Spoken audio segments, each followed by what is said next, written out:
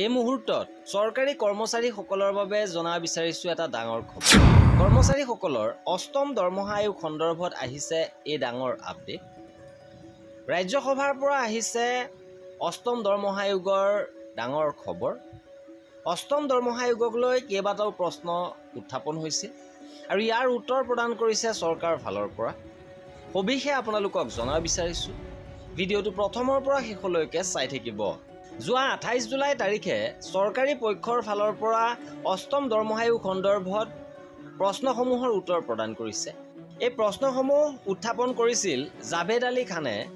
বিত্ত মন্ত্ৰালয়ক প্ৰশ্ন কৰিছিল যে অষ্টম কেন্দ্ৰীয় দৰমহা আয়োগে অনুষ্ঠিত কৰা বৈঠকৰ সংখ্যাৰ সবিশেষ, এতিয়ালৈকে আলোচনা কৰা কৰ্মচাৰী ইউনিয়নসমূহৰ সবিশেষ ইউনিয়ন অনুসৰি, অষ্টম কেন্দ্ৰীয় বেতন আয়োগৰ ফিটমেণ্ট ফেক্টৰ গণনা কৰিবলৈ কৰ্মচাৰীৰ অভিভাৱকসকলকো সামৰি পৰিয়াল গোট 3ৰ পৰা 5লৈ বৃদ্ধি কৰিবলৈ কৰ্মচাৰী ইউনিয়নসমূহে দাবী জনাইছে নেকি?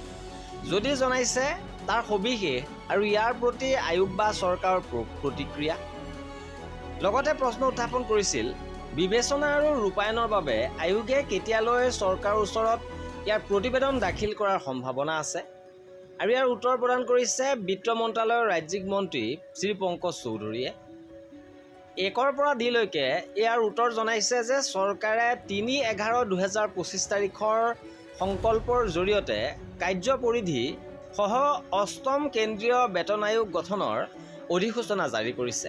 3/11/2025 তাৰিখৰ সংকল্প অনুসৰি অষ্টম কেন্দ্ৰীয় বেতন আয়োগে নিজৰ কাৰ্যপদ্ধতি নিজে প্ৰস্তুত কৰিব। আয়োগৰ কাৰ্যপৰিধি TOR, আয়োগে কৰা অগ্ৰগতি, প্ৰস্তুত কৰা পৰামৰ্শৰ প্ৰকৃতি বা ইয়াৰ আলোচনা প্ৰক্ৰিয়া সময়ছোৱাত চৰকাৰক অৱগত কৰি ৰখাৰ কোনো ব্যৱস্থা নাই। ইপিনে 3/11/2025 তাৰিখৰ সংকল্প অনুসৰি অষ্টম কেন্দ্ৰীয় বেতন আয়োগে ইয়াৰ গঠনৰ তাৰিখৰ পৰা 18 মাহৰ ভিতৰত নিজৰ পৰামৰ্শাৱলী আগবঢ়াব।